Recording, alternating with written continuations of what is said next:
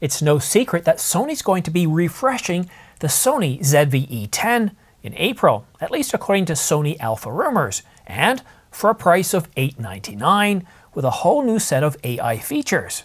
But Sony Alpha rumors didn't list any specifications, but thanks to the Chinese Weibo account E8M8888, we now have a set of detailed specifications.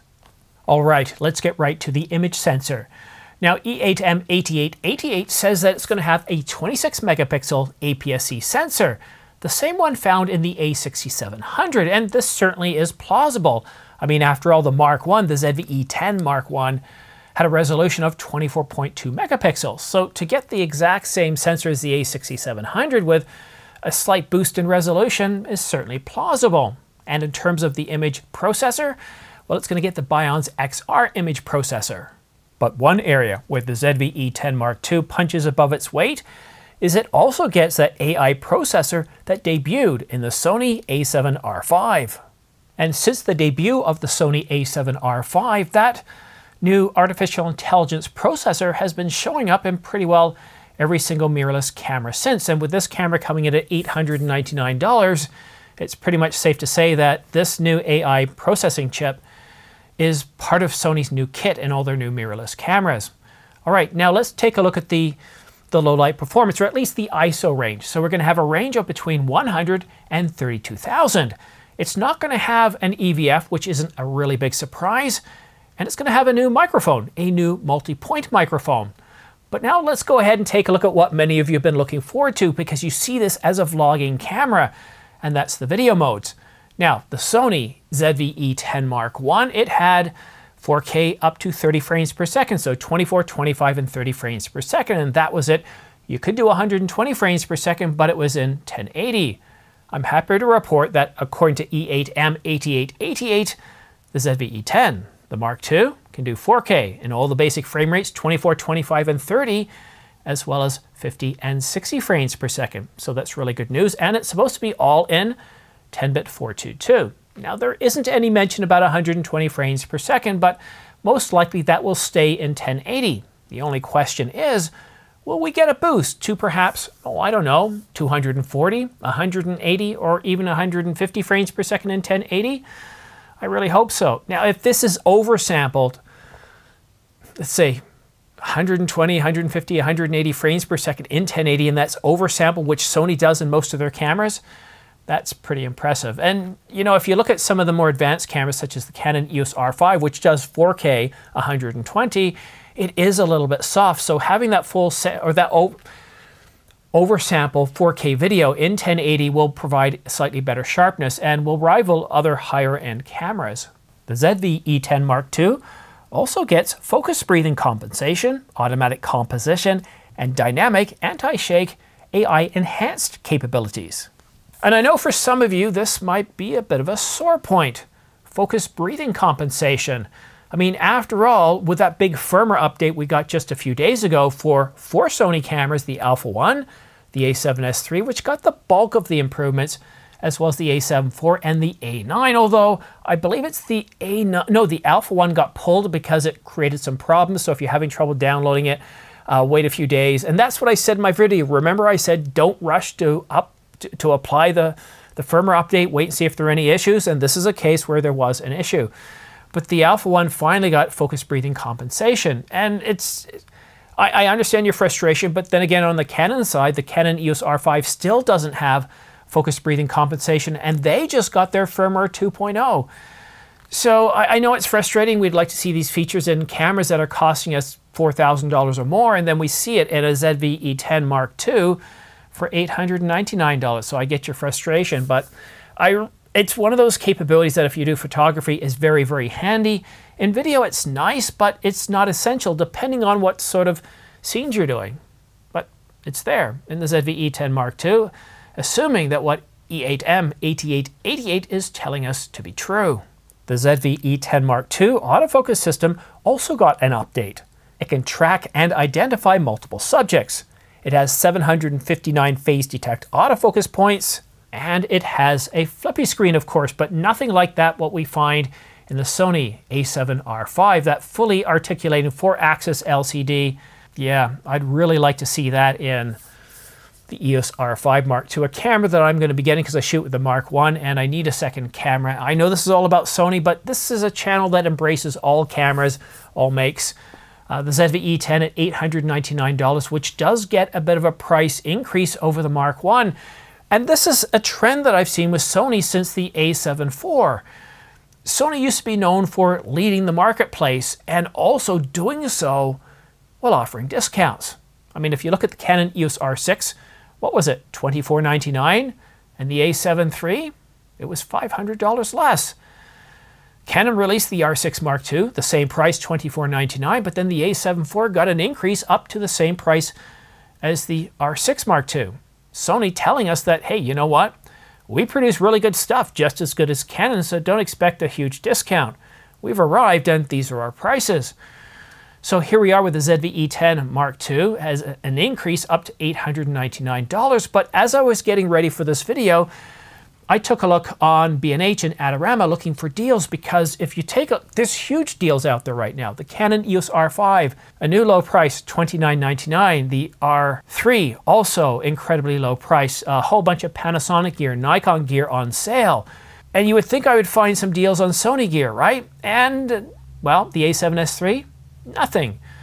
The Alpha 1, nothing. And of course the A9 Mark III, obviously too early to get any sort of discounts. I did find one deal though, and it's on the Sony A7R5, although it's a paltry $60 off.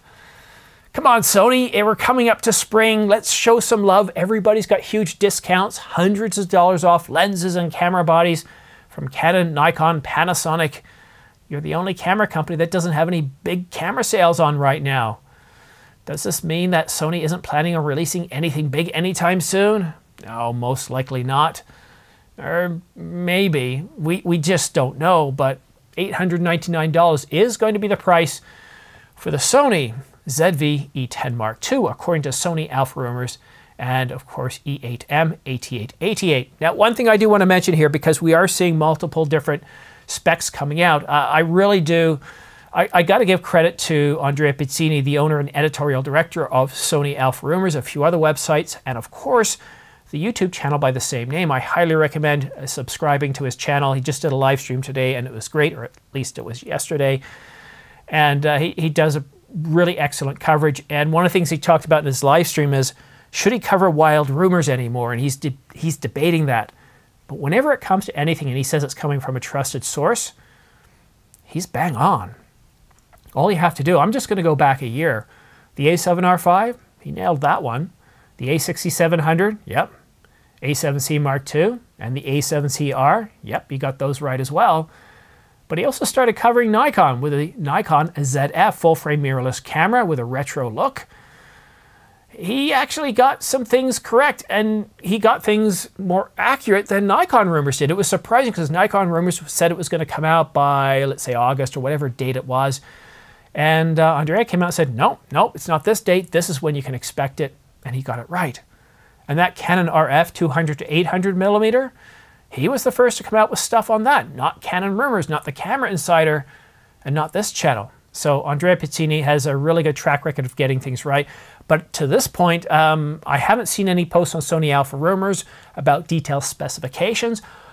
Just wild rumors. And E8M 8888 just posted late last night specs for the ZV E10 Mark II. So we'll just have to wait and see. The expected time frame for the camera is sometime in April. Earlier rumors had sometime late March or April, and it's the 29th as at the time of recording. So yeah, Saturday will be the 30th. Monday's April the 1st, so obviously it's not happening. Nobody announces cameras on the weekend. So it's most likely going to be April if it's accurate. And right now, when it comes to accurate rumors, Andrea Pizzini of Sony Alpha Rumors and his channel by the same name seem to be the only ones getting things correct.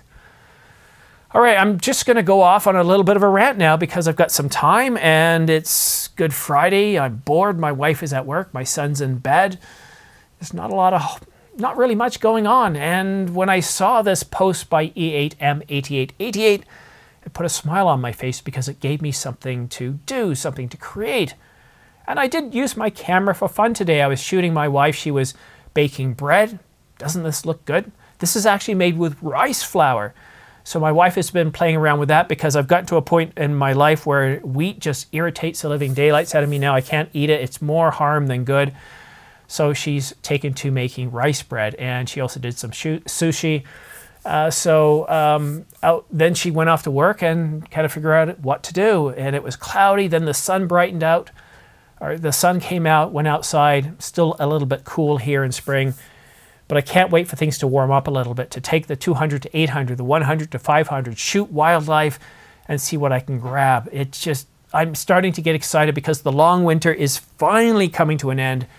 We're certainly not done with snow yet, Kathy. I think we're going to get some more snowstorms. We just had a bunch of snow last week, but it's all gone again. We're expected some rain. It's expected to go up into the high 60s, low 70s by the end of next week.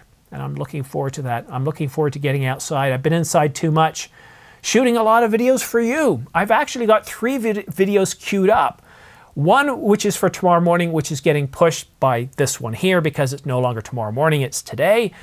And so that gives me videos for probably Sunday, Monday, and Tuesday as well. So it's kind of nice to have a few in the hopper, because then I can sit back one day and go, you know what, I'm taking today off. And today, Good Friday, that's what I had planned, to take the day off. And then I was scanning everything from the new camera, Canon rumors, until in China, it's not a holiday. So, E10 8888 had something.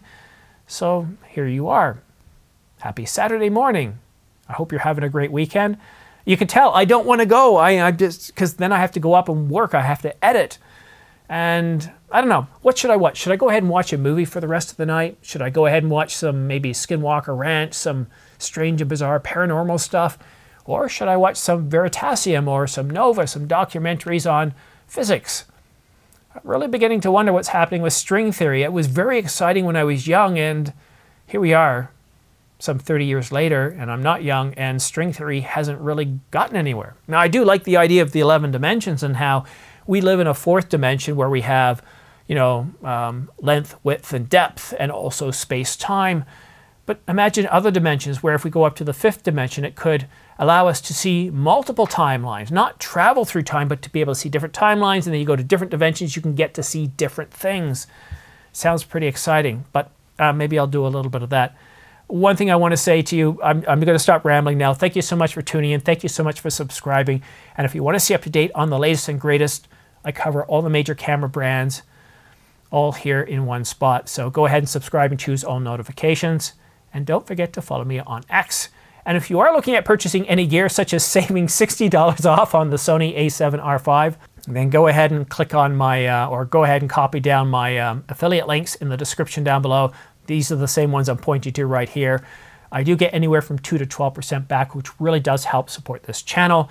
And it's one of the reasons why this channel is where it is today. And I couldn't do it without you. So a big thanks to you, Mark, Jim, Kathy, and everybody out there.